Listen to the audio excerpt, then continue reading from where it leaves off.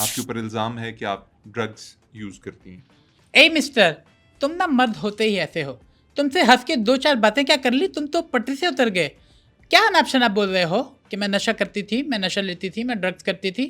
तुम्हें कोई हक नहीं पहुंचता कि तुम मेरी कैरेक्टर असैसिनेशन करो। ओके, मैं ड्रग्स नहीं लेती थी, मैं तो सिर्फ एक्सप्लोर कर रही थी कि यार ये आखिर होता क्या है, सारे लोग ये कर रहे हैं, क्यों कर रहे हैं, इसकी वजह क्या है।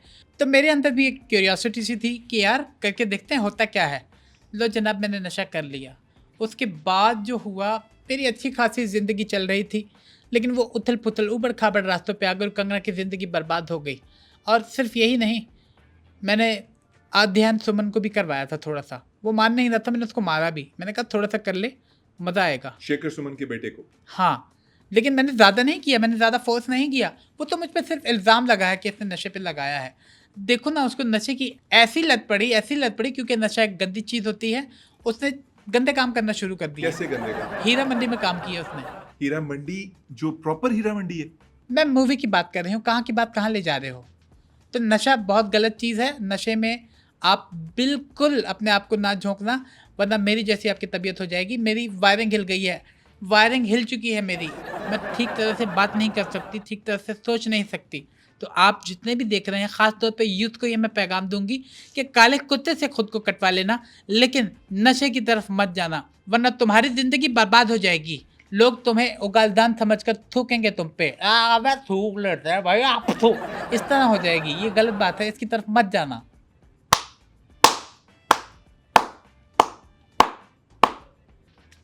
बड़ी बात की आपने।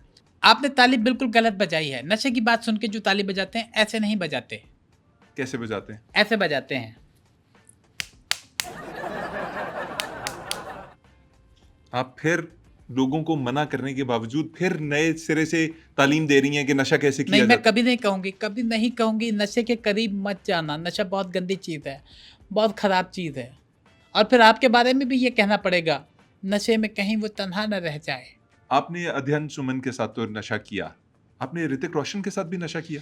ऋतिक के साथ मुझे नशा करने का मज़ा बिल्कुल नहीं आया, क्यों? बिल्कुल भी नहीं आया। क्यों मजा नहीं आया? क्योंकि वो, आपको पता है ना, ऋतिक छांगा है, उसकी एक एक्स्ट्रा अंगूठा है उसका। जब भी मैं उसको 2 सिगरेट का माल देती तो वो यूं रगड़ रगड़ के मसल मसल के ना 2 सिगरेट का माल, बेचारा आधे सिगरेट का माल आता था, बाकी 1.5 सिगरेट का ज़ाया हो जाता था। जाया कैसे होता था? उसके 2 अंगूठों के बीच में सारा माल फंस के ना आधा चल जाता था, ज़ाया हो जाता था।